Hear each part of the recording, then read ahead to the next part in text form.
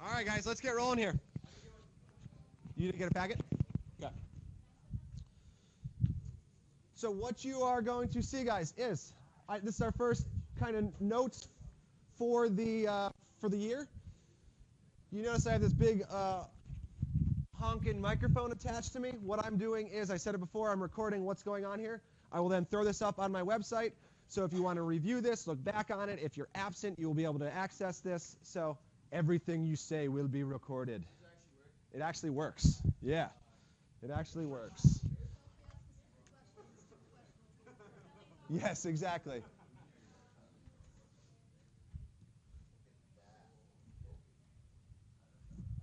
I'm like a ninja up here with this thing. Look at that. It works, Adnan. Are you happy? Look.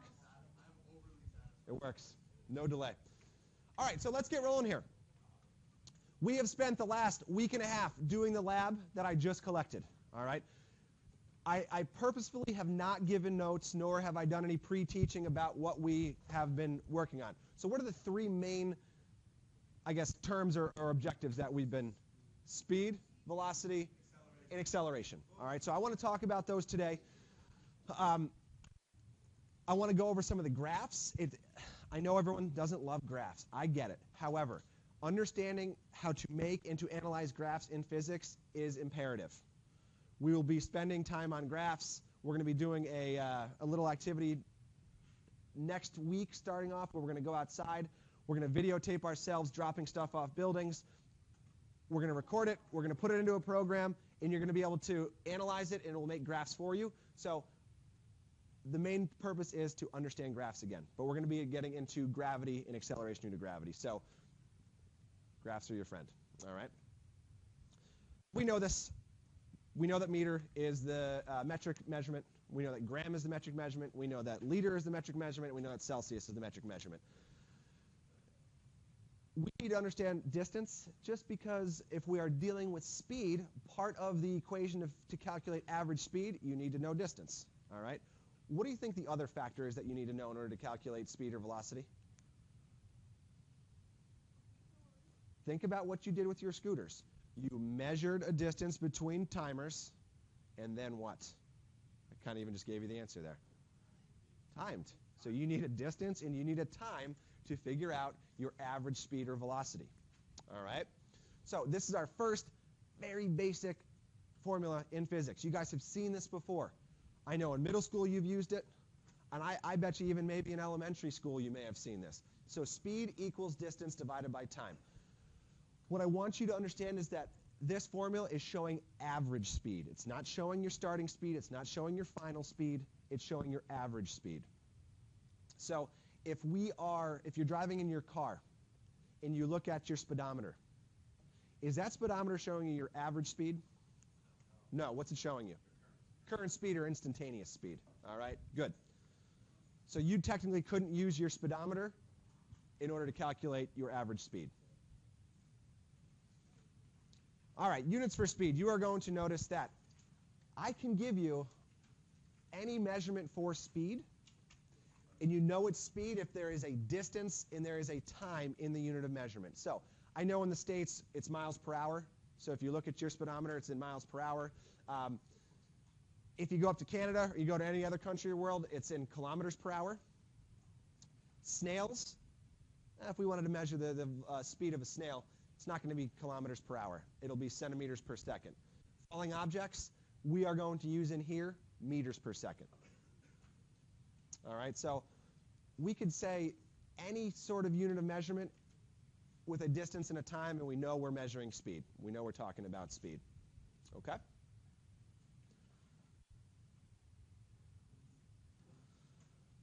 All right, so calculating speed. Again, very simple. So if I travel 100 kilometers in 1 hour, then I have a speed of, what do we got? What are we talking about here? 100 kilometers per hour. Distance divided by time, 100 divided by 1 is 100. Okay? I know. If I travel 1 meter in 1 second, then I have a speed of 1 meter per second.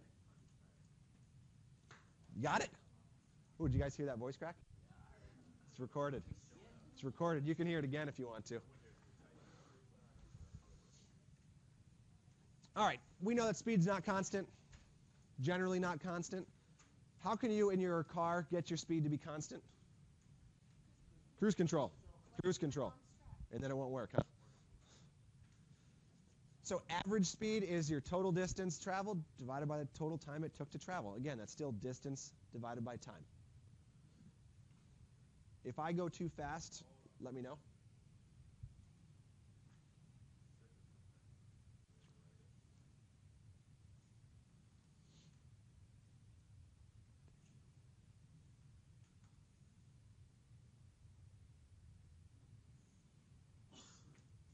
We good?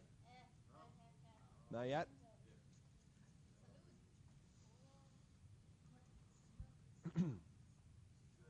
All right. So, again, a little bit of math practice here. It took me 1 hour to go 40 kilometers on the highway, then it took me 2 more hours to go 20 kilometers using the streets. We can figure out what your average speed was. So we know that what's the total distance that you traveled? 60. What's the total time? 3 hours. Look at that. Your average speed was 20 kilometers per hour. 60 divided by 3. So like I said, this is going to be the easiest formula that we do all year, but it's also going to be an extremely important formula that we're going to use this year. If you, next year, if you're a junior, decide you wanted to take principles of physics, you're going to kind of use the same formulas, but what we do in here, we break them down into their components. So I'm going to make it easier in this class to understand the formulas than in principles. All right, I traveled 25 kilometers in 10 minutes. How many meters have I traveled? Ha-ha. This is getting back to your conversions. You guys won't have this page. I took out the question pages. Just we can talk about them here.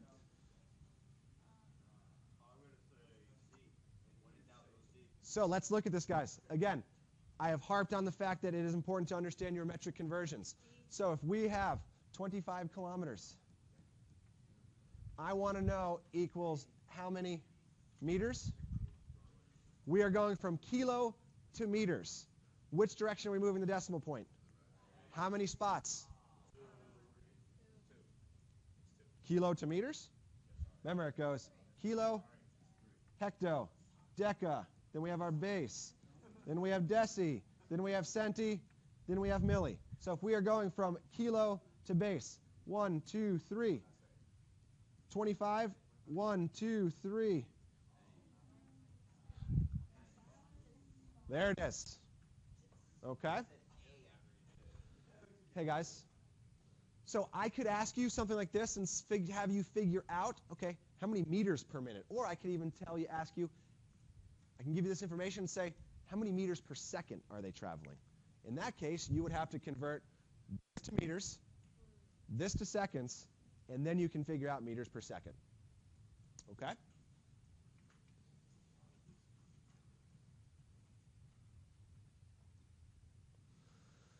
You don't have this either in your packet. It's just a topic of discussion. So it says I ran 1,000 meters in 3 minutes, then I ran another 1,000 meters uphill in 7 minutes. What is my average speed? Remember, average speed. Speed is your total distance divided by your total time. So your total distance, what's your distance going to be? Total distance is 2,000, correct? Your total time, 10 minutes. Distance divided by time is going to be 200.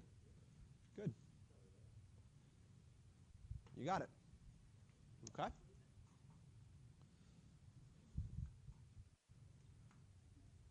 All right. So here's our first kind of curveball I'm going to throw you a bit. We have been using speed and velocity interchangeably, which for the most part is okay. Particularly in this class, it's okay. The main difference, there is a difference between speed and velocity in that we know speed is a distance divided by a time. So is velocity. So technically, if we're talking about something on a linear path moving horizontally, we could say also velocity. Let me get rid of these. Velocity equals distance divided by time. That would be okay. However, understand that velocity is the speed of an object, in a particular direction. So, on an airplane, if you're on an airplane, you will notice that, anyone ever been on the big fancy airplanes or on the back of the seat? I know Julia has, where there's TVs, right? And you can actually map and see where your plane is going, how fast your plane is going. If you ever notice that, it's not giving you simply the speed of the plane. It's giving you the velocity of the plane. How do we know that those little things in the back of the seat is giving you the velocity of the plane? It's giving you a direction. Generally, it will say, traveling, if it's using miles per hour, 600 miles per hour traveling northwest. That is a velocity and not a speed. Speed is no sense of direction, where velocity, they will tell you the direction. All right? So again, if direction doesn't matter in the conversation, velocity and speed can be interchanged. Okay?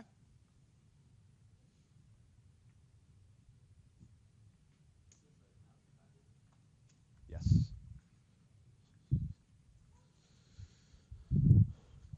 So quick question, quick recap question here. What's the difference between velocity and speed? Which one gives a direction?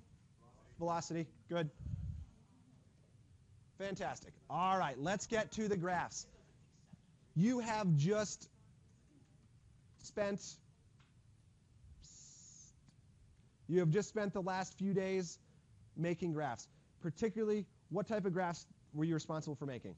Were you responsible for making position versus time or velocity versus time? Ooh, position. Here's where you're getting confused. You were making position or distance versus time graphs. I think those of you who said velocity, I think what you meant to say is, well, yeah, we know that these graphs will show velocity. So like I said here, if we're looking at a position or distance versus time graphs, this is measured in kilometers. This is measured in hours. So therefore, what this is showing, the slope of this line is showing you, well, kilometers per hour. So I can ask you the question, what was their average velocity from Phoenix to Denver? What'd you say, Joseph? Can you tell me how you calculated that? Okay. If you can't just look at the graph, let me tell you how you are going to analyze these graphs. Like I said, guys, the slope of this line for a position versus time is going to give you velocity. So, think back to your algebra days. How do you figure out what the slope of a line is? Rise over run. So if we are starting at 200, we rise up to 1400. What's the rise?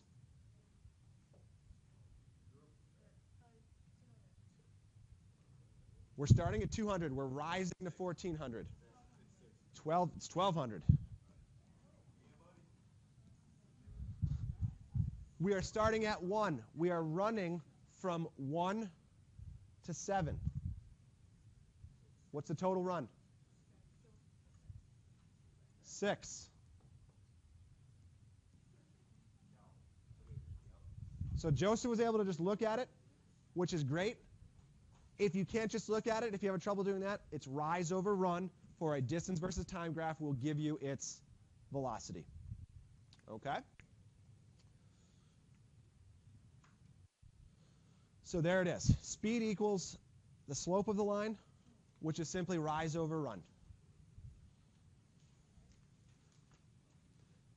Generally where I see kids getting tripped up with this is, I would bet the most common mistake, if this were a quiz question, I would get the answer of, it rises 1400. Because look, right? Doesn't it rise 1400? However, you got to remember where it starts. Started at 200, didn't start at 0. Started at 200. So you got to think about where it starts and where it ends. So we just went over this. 3 hours, 600, so and really, because this is a linear line, you can really go from any point to point. I did beginning to end. In this case, look, they went from 3 hours to 6 hours, but it rose 600 and ran 3 hours, so it's still. What can we say about the speed of this airplane? Good. Constant. It's a constant speed. Good. Fantastic. All right. Different slopes.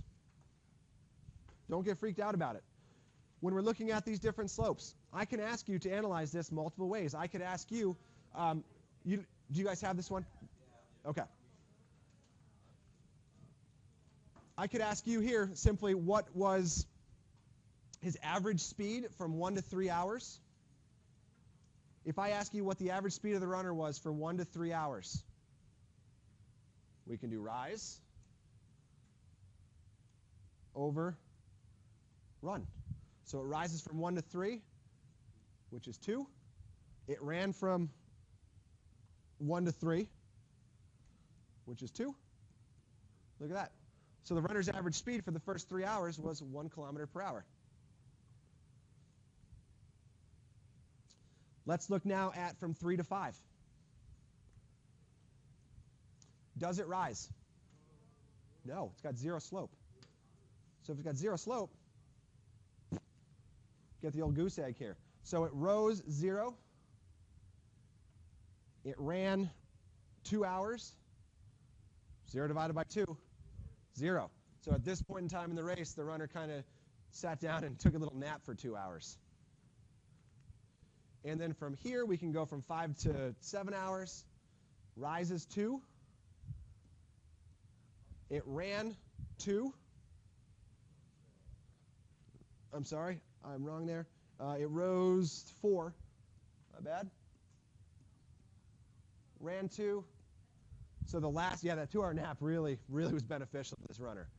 So you notice that it rose 4, ran 2, so now they are running at 2 kilometers per hour for the last 2 hours of the race. Okay?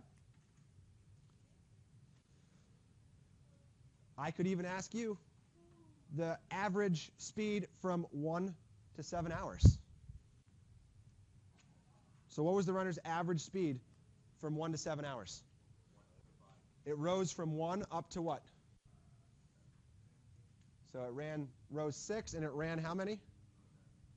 6, which is 1 kilometers per hour. Look what we can do now. We can see that this was 1, this was 2, this was 0. If we add those up and take the averages, 1 plus 0 plus 2 is 3. Divided by the numbers that we added up, which is 3. 3 divided by 3 is 1. Okay? Any questions with those types of graphs?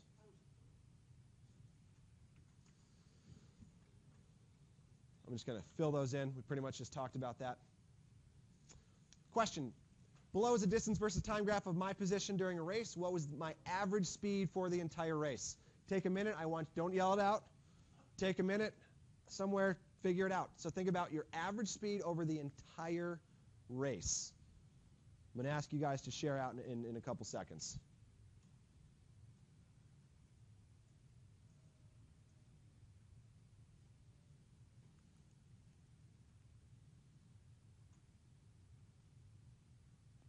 And who wants to share their answer? 0.5 kilometer an hour. Tell me how you did it. Walk me through. Yep.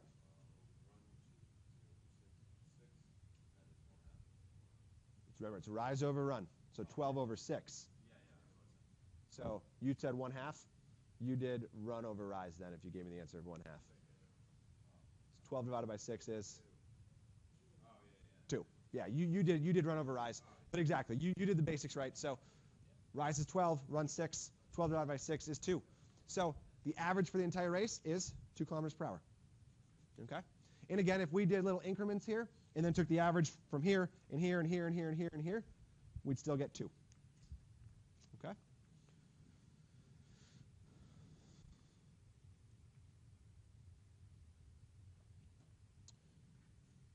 So what does the slope of a distance versus time graph show you about the motion of an object? What does the slope of a distance versus time graph show you? Velocity or speed? Good.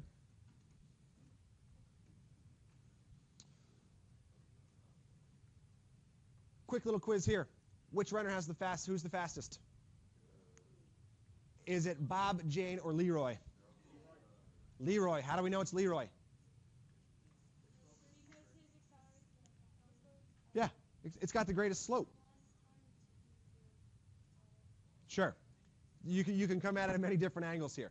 But we know it's Leroy. It's got the greatest slope. Okay? We could even do rise over run. Yeah, we know it all rises to 6, but you got to look at the runs here. This has the smallest run. So therefore, Leroy, we can figure out, is at what? 2.5. So 6 divided by 2.5 is going to be greater than 6 divided by 3.5 and 6 divided by 6. So Leroy, largest slope, meaning largest speed. Okay.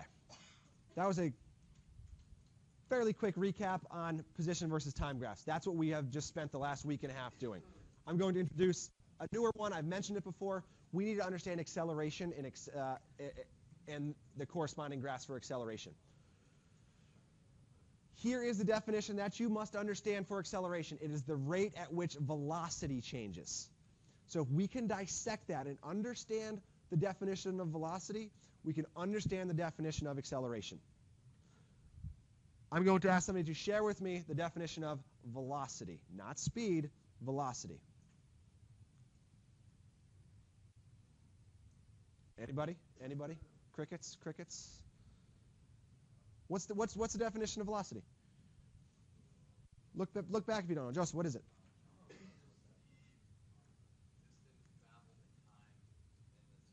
Good. So we have distance, we have time, and we have direction. So therefore, acceleration, what 3 things can we change, which means we are accelerating or decelerating? Understand that deceleration and acceleration are combined. Acceleration is obviously increasing, deceleration is decreasing. But what 3 things? We can change one of them or we can change all of them. But what 3 things can we change in order to change our acceleration? Good. We can speed up, we can slow down, or, well, that's slowing down if we're stopping. You just told me that velocity is the speed of an object in a particular direction. Good. So if you change direction, you are accelerating. So I know it may sound, did you just say that? One of you just said it. Okay.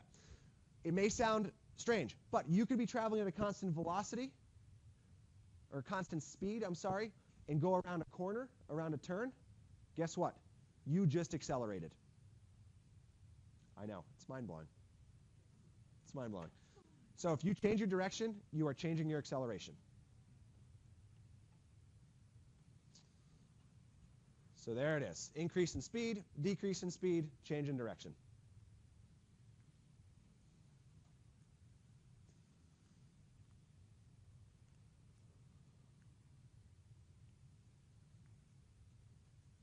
So any questions about the definition of acceleration? So all these little definitions, guys, you're going to notice they're going to build on each other, and you have to, in order to understand the bigger concepts, you got to understand the smaller concepts first. Can I move on from this slide? Okay. I don't think you have anything to fill in here. But increasing speed, obviously we know this. We increased our speed at a green light, we decrease our speed at a stoplight, and if we change directions, those are types of acceleration. I just talked about those. Question, how can a car be accelerating if its speed is a constant 65 kilometers per hour? Changing direction. Good. You got it.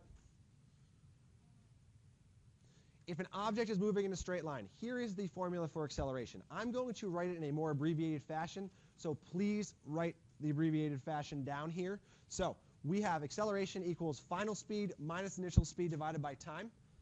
You will see it written as this. Acceleration equals VF minus VI over T. What's the V stand for? What's the F stand for? Final. What's the I stand for?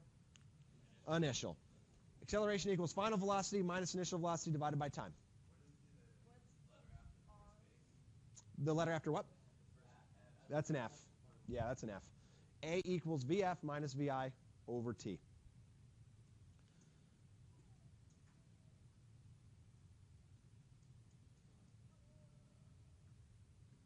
So I could have you go back and use your data from the previous lab and figure out your accelerations. All right? I'm not going to have you do that. But someone just said, thank you. Awesome. Thank you so much. What's up? How would you measure how fast something's turning, like degrees per second? If they're turning, you're not going to be able to technically figure out the, well, that's a good question. It would be a radial speed, a radial velocity, and there are formula for that, but we are not going to get into that in here. We're going to have to use trigonometry for that. Yeah, yuck. Oh, let's go back for 1 second. You will notice that I explained this last class pretty briefly, but the units for acceleration is meters per second per second. Let me break this down. Let me break it down for you. Break it down for me, fellas. What song is that from? It's an old school hip-hop song. Break it down for me, fellas. Come on. What song is that? Yeah, what song is that? Break it down for me, fellas, and it goes, no, it's not Outkast. It's Young MC. Young MC, Bust a Move. Nailed it. All right. If we have, don't tell my wife I just did that. If we have, it is recorded. Don't tell her I'm recording it. If we have meters per second squared, we can break it down for meters per second per second. Understand that if we break it down like this, it says for every second an object is traveling, it increases or decreases its speed. Hey, guys. For every second an object travels, it changes its speed by this many meters per second. That's what meters per second squared is. So for every second an object moves, it changes its speed by whatever meters per second. That's acceleration. Okay?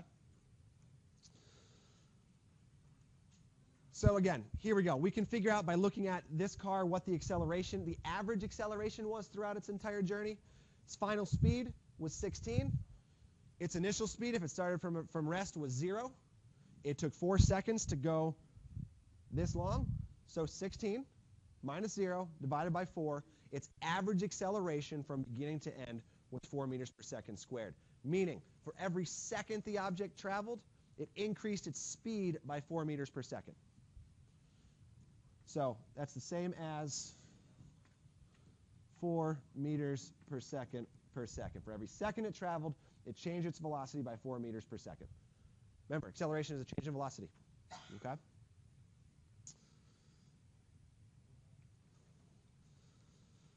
All right, getting to the end here. A skydiver accelerates from 20 meters per second to 40 meters per second in 2 seconds. What is the skydiver's average acceleration?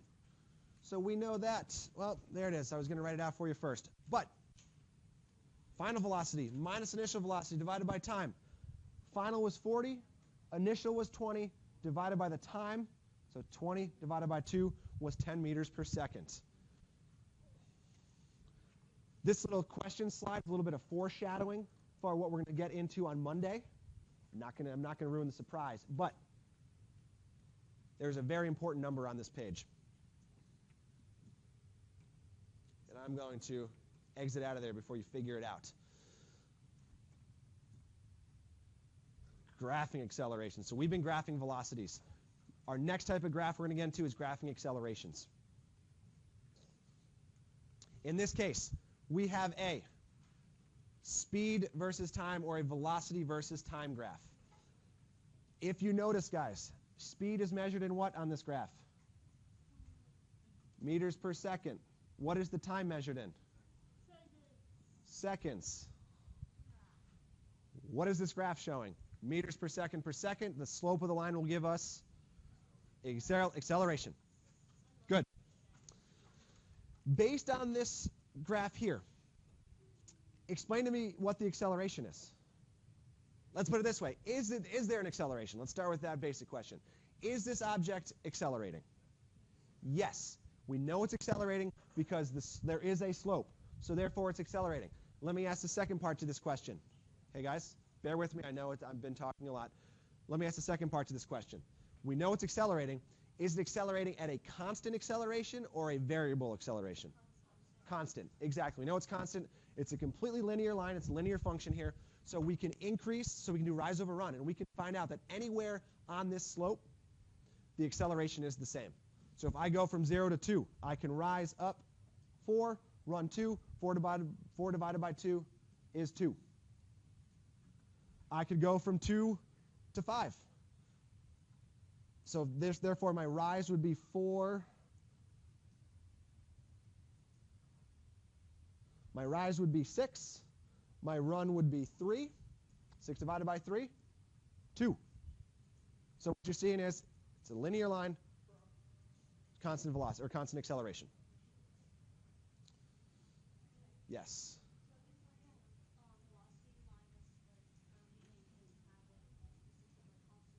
Yep.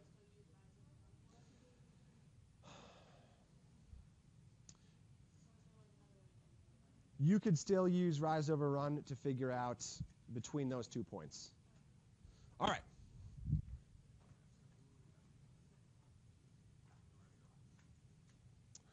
So here's a distance versus time graph, which again is showing velocity. But we know that the velocity is not constant. We know the velocity is changing.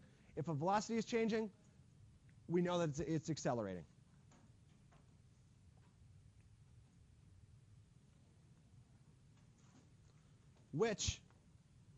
So let me ask you this question. Which scenario in your scooter lab produced a graph just like this? Increasing. So when you were increasing your velocity, that means you were changing your acceleration. You were increasing your speed. So therefore, it would have looked just like this. All right?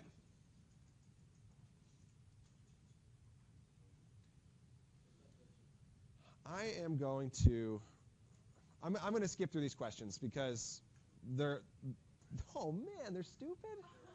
Oh man. Oh goodness. Let me end this stupid lesson with this. Let me end it with tears. Anybody have any questions? I know we just went over a lot of information. We're going to take this information and spread it out over a few days. But anyone have any immediate questions? All right, so here's what we're going to do. I'm going to give you some practice problems. I had the question that, are we going to have homework? Well, it depends if you get these practice problems done. 32 minutes. Wow, I talk too much.